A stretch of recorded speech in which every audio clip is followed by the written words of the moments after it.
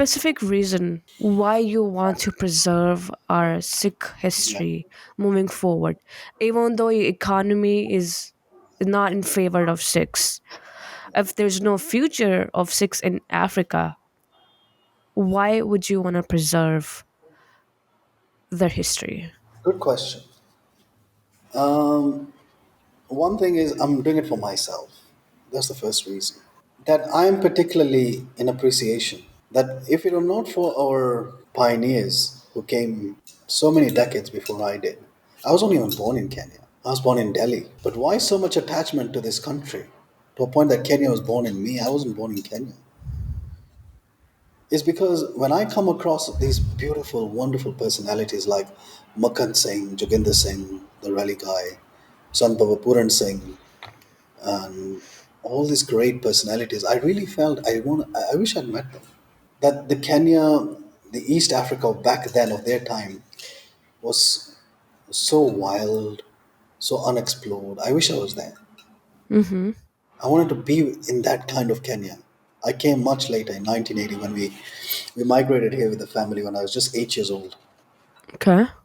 And slowly, when I came into contact with the history that is affiliated with this country and the Sikhs in particular, I realized that it's because of them that I have an identity.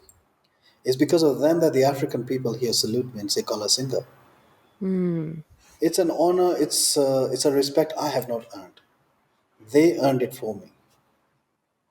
So it is my personal way of giving back that I want to know more of them. I became very obsessed. Even now, I'm very obsessed with the history of Sikhs in Kenya. That I want to know more. I want more material.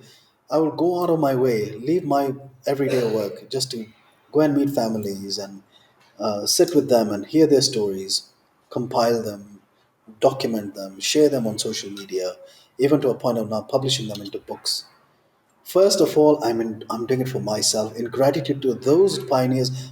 It's my humble way of telling them thank you. Nobody else has probably said it in those many words or at that an extent. Because one way to honor them is to preserve their memory. And I'm preserving it for myself. First, I have to be grateful. Now, the next thing is to inspire. Then look at your generations. They built this country. They helped build what Kenya is today. Don't forget them. Don't dishonor them by forgetting them, by ignoring their achievements. If I, someone who's not even related to them, can be so grateful, why not you? And people are responding. Nobody has actually reached out to them the way I have, in my creative way, in my passionate way. That look, we have a great history. Fine, our future may be very bleak as Sikhs or Indians in Kenya, but even after we are gone, we still need to be remembered. Just because today's history may be coming to an end for us, it doesn't mean a new history cannot begin later on. Mm. You never know. And the catalyst for the beginning of a new history could be the history of the past. At that time, Kenya was a British colony. He was invited by the Sikh Union of Nairobi, a sports club, to inaugurate a cricket pavilion. So there's a publication, it's deep in my archives, an official brochure made in his honor, and that pavilion was called Patiala Pavilion, which is still existent today at the Sikh Union, which I'm headed to in a couple of minutes because we have a function there. So you can see that Sikh Union, what began as Khalsa Union, was a sports and recreational facility for the Sikhs in Kenya, is still very much active. So this was written by Sikh Union to the Maharaja Patiala and saying, "Welcome to our country." The person who wrote this, the person who presented this, you're in their